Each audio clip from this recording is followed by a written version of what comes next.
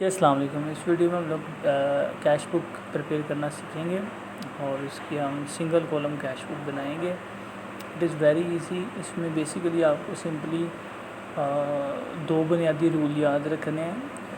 Cash being an asset, इसकी nature debit होती है, लिहाजा तमाम तर जितनी भी रिसीट्स होंगी, वसूलियाँ होंगी, ऑब्वियसली रिसीट्स कैश को इंक्रीज़ करेंगी, हैंस एक एसेट को इंक्रीज़ करेंगी, तो वो कैश बुक की डेबिट साइड पे लिखेंगी। सारी की सारी रिसीट्स डेबिट साइड पे और सारी की सारी पेमेंट्स क्रेडिट साइड पे।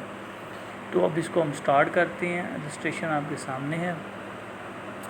Enter the following transactions in the cash book of mister Jamil. Format ये आप देख सकते हैं, ठीक है जी। पहले आप फॉर्मेट आप देख लें कि ये डेबिट और एक क्रेडिट साइड है। डेबिट साइड पे 5 कॉलम्स हैं: date, particulars, voucher number, ledger folio. Ledger folio और वोचर नंबर आपके यूज़ में नहीं आएंगे, क्योंकि प्रैक्टिकली वोचर नंबर जो बिल बनता है उसके अंदर वोचर का नंबर एंटर होता है, और लेजर फोलियो जो लेजर का पेज नंबर होता है वहाँ से एंट्री की जाती है, ठीक है। यही सेम चीज़ें क्रेडिट साइड पे भी आप देख सकते हैं, ठीक है। तो डेबिट पे भी वही और क्रेडिट पे भी वही। अब आप देखें जनवरी 1991 जनवरी के मंथ की हम लोग कैश बुक मेंटेन कर रहे हैं। तो फर्स्ट आप देखें January 1 mister Jamil started business with cash. क्योंकि आप लोगों ने लेजर पढ़ा हुआ है, जर्नल पढ़ा हुआ है, तो अगर आपको जिन लोगों ने जर्नल की अच्छी समझ अब रखते हैं उनके लिए मैं कहूँगा कि वो जस्ट एंट्री के थ्रू देख लें, तो वेरी सिंपल है। जनरल एंट्री माइंड में रखें, समझें आप इस कैश बुक को लेजर अकाउंट ही समझें, लेजर में पोस्टिंग करनी है, तो सिंपल सा वो। जिनको जर्नल नहीं सही से अभी भी उन्होंने नहीं मतलब प्रैक्टिस की, तो वो सिंपली बस जितनी रिसीट हो सोचें ये देखें हर ट्रांजैक्शन को कि ये एक रिसीट है, वसूली है या पेमेंट है, ठीक है, अदायगी है। रिसीट हो तो डेबिट पे लिख दें, पेमेंट हो तो क्रेडिट पे लिख दें। तो फर्स्ट ट्रांजैक्शन है कि उसने बिज़नेस कैश से स्टार्ट किया, इसकी एंट्री बनती है cash to capital. Cash to capital अब देखें आप कैश अकाउंट, क्योंकि कैश बुक है तो आपने देखना है कि कैश क्या हो रहा है। अगर डेबिट हो रहा है तो डेबिट पे लिखते हैं, क्रेडिट हो रहा है तो क्रेडिट पे लिखते हैं। तो कैश टू कैपिटल, तो कैश डेबिट हो रहा है तो डेबिट साइड पे कैपिटल की वजह से ऑपोजिट अकाउंट आ जाएगा। 100,000 की अमाउंट है, फर्स्ट एंट्री को यहाँ पे देख सकते हैं। उसके बाद ये मैं पेन यूज़ कर लेता हूँ यहाँ से, ठीक है। तो ये फर्स्ट एंट्री आपके पास आ गई। नेक्स्ट उसके बाद आप देखें यहाँ से बोर्ड गुड्स फॉर कैश, ठीक है। 70,000 की आपने गुड्स परचेज़ की हैं कैश के अगेंस्ट, तो उसको आप देखें परचेज़ की है तो ये ओबियसली एक पेमेंट है तो क्रेडिट साइड पे आएगी।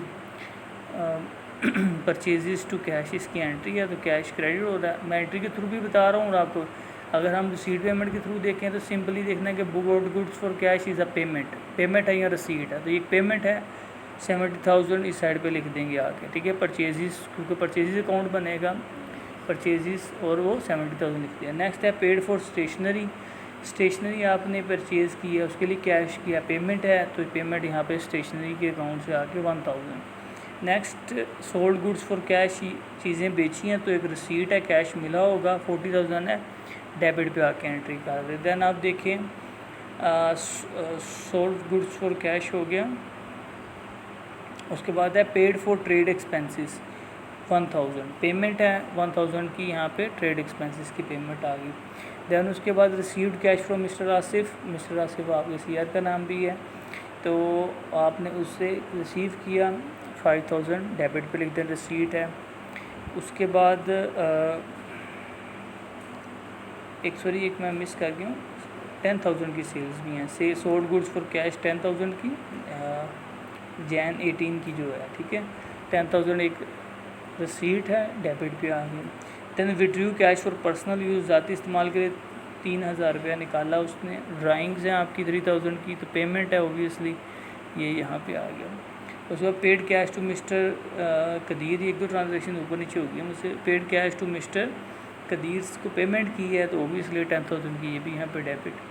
उसके बाद आप देखिए बोर्ड गुड्स फॉर कैश 20,000 की, ये भी पेमेंट है, 20,000 यहाँ पे लिख दें, credit. Sold goods for cash, ये रिसीट है, 45,000 सेल की है आपने, यहाँ पे लिख दें।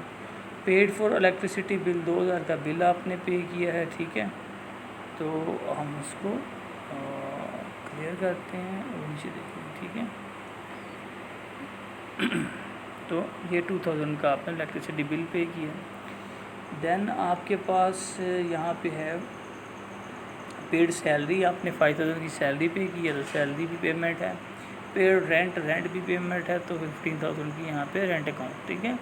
तो यहाँ पे हम देख रहे हैं नीचे नरेशन लिख देते हैं कि हुआ क्या है हर अकाउंट के परचेजेस, तो बीइंग परचेजेस मेड, हर किसी की नरेशन।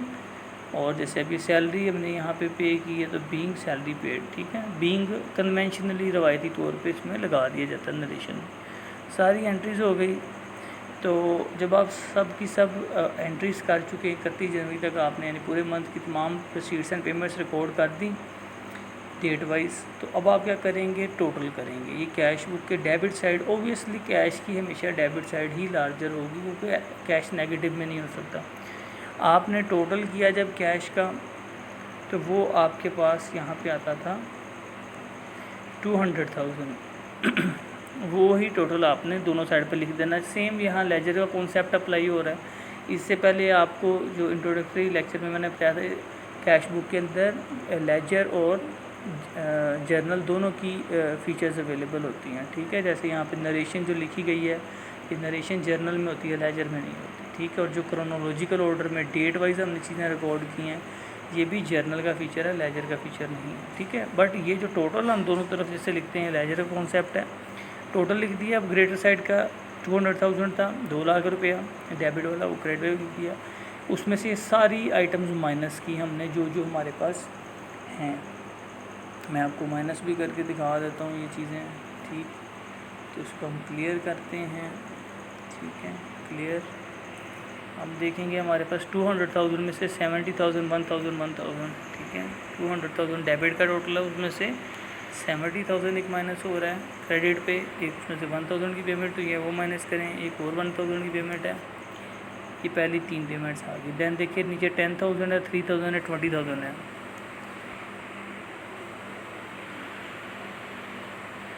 माइनस 10,000 माइनस 2,000 और माइनस 20,000 ये पेमेंट्स हैं जो मुझे याद है। आई थिंक 20 और 2 और 3,000 भी था। 10, 3, 20 और 2, यहाँ पे 3,000 भी है, ठीक है। उसके बाद इसमें से 5,000 और 1,500 है। एक 5,000 की पेमेंट है, एक 1,500 की पेमेंट है, ठीक है। इसको इक्वल करेंगे 86,500 कैश का बैलेंस बचता है। तो आप यहाँ पे देख सकते हैं कि आपके पास कैश का जो बैलेंस है वो 86,500 आपके पास बैलेंस मौजूद है, ठीक है। तो जो आपके पास ये क्लोजिंग बैलेंस सीडी से इस बैलेंस को शो करते हैं और यही आपका क्लोजिंग बैलेंस जनवरी 31 का जो क्लोजिंग है वो Feb 1 का ओपनिंग बैलेंस हो जाएगा। बैलेंस ब्रॉड डाउन के क्लोजिंग बैलेंस को सीडी कैरी डाउन से यानी कि इसको कैरी करेंगे, इससे शो करते हैं, और ब्रॉड डाउन के पीछे से इसे लेके आए, इसीलिए कैरी डाउन ब्रॉड डाउन। अब यहाँ पे कैरी हो रहा है, ये नीचे ब्रॉड नीचे लाया जा रहा है, इसको ब्रॉड डाउन ओपनिंग बैलेंस को शो करता है। 86,000 आपका बैलेंस आ गया। सिंपली इस तरह से आप single column cash book prepare करते हैं, ठीक है जी।